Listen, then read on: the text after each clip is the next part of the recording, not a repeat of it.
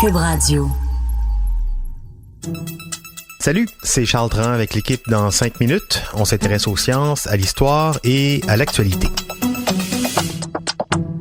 Aujourd'hui, on parle de la démocrature. Oui, c'est un nouveau mot, une contraction évidente entre les mots démocratie et dictature. C'est un mot qui est assez laid dans sa forme comme sur le fond. Il fait partie de la liste des nouveaux mots entrés dans la prochaine édition du dictionnaire Larousse, donc celui de 2019. C'est un mot qui s'est imposé malheureusement au fil des années, tout simplement parce qu'il décrit à perfection plusieurs régimes politiques qui se sont imposés au cours des dernières années dans le monde. Je dis imposé parce qu'une démocrature, c'est ça. Ça commence toujours par une démocratie, mais ça se transforme plus ou moins rapidement au fil du temps. On va le voir encore dans les semaines qui viennent avec le Brésil, qui vient d'élire son nouveau président, Bolsonaro, un nouveau membre, de nouvelles contributions à venir pour les démocratures.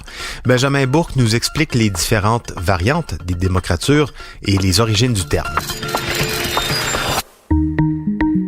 La première occurrence de cet oxymore vient du sociologue français Gérard Mermet dans un ouvrage qui est paru en 87, intitulé « Démocrature, comment les médias transforment la démocratie ».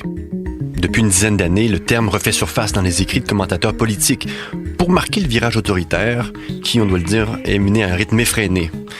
Le problème avec tout ça, c'est que ces régimes adorent se déguiser, notamment avec les attributs de la démocratie. Élections, pensons à l'indépendance de la justice, etc., etc. Mais au fond, en apparence, car la plupart du temps, ne pas dire toujours, ils dirigent de façon autoritaire. Un petit tour du globe.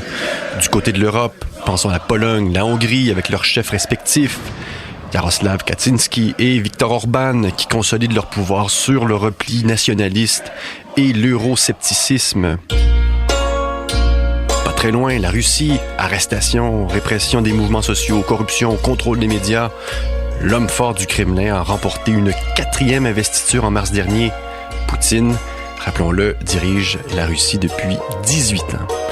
En Turquie, plusieurs accointances politiques ici. En avril 2018, Erdogan obtient les pleins pouvoirs à la suite d'un référendum visant à remplacer le régime parlementaire par un régime présidentiel. Une modification qui permet de concentrer l'essentiel du pouvoir exécutif entre ses mains, le poste d'ailleurs de premier ministre ayant été supprimé, ce qui lui permettra de rester au pouvoir au moins jusqu'en 2029. L'Asie centrale, Biélorussie, Kazakhstan, Ouzbékistan. Difficile ici de parler de démocratie dans ces pays où se succèdent des dictateurs, comme par exemple Loukachenko en Biélorussie, souvent qualifié en Occident de dernier dictateur d'Europe. Nazarbayev au Kazakhstan, 77 ans, qui s'est vu autorisé à régner sur le pays jusqu'à la fin de sa vie. Philippines. You destroy my country, I'll kill you. If you destroy our young children, I will kill you. 3 décennies après l'effondrement de la dictature, le président Rodrigo Duterte propose un retour à l'autoritarisme afin de, ouverture ici des guillemets, résoudre tous les problèmes que la démocratie n'a pas réussi à régler. En septembre dernier, Duterte a fait arrêter le sénateur Trillanes qui s'est positionné contre la guerre anti-drogue que Duterte mène depuis le début de son règne. « Je le détruirai ou il me détruira », disait-il il y a un an. Bon, je passe rapidement sur le continent africain, où plusieurs pays entretiennent historiquement des relations, disons, ambiguës avec le pouvoir et surtout avec leurs passés coloniaux. Mais sur les 54 États, 3 sont considérés comme des dictatures, 4 comme des États faillis, donc sans gouvernance, 13 comme des démocraties et 34 comme des démocratures. A la Venezuela consciente. Vamos a apostar por el bien de nuestro país. De la démocrature en Amérique maintenant, pour paraphraser Tocqueville. Au sud, le Venezuela, réélu sans surprise en mai dernier, le président Maduro cumule aujourd'hui tous les pouvoirs, exécutif, judiciaire, électoral, militaire, constitutionnel et communal. Our country is in serious trouble. Et maintenant, les États-Unis. When Mexico sends its people, they're bringing drugs, they're bringing crime, they're rapists. Même si la société américaine, par le biais de ses institutions, les médias, les associations, etc., même si la société demeure profondément démocratique, certains indices dessinent quand même les contours d'une dérive autoritaire, notamment en matière de népotisme, rappelez-vous.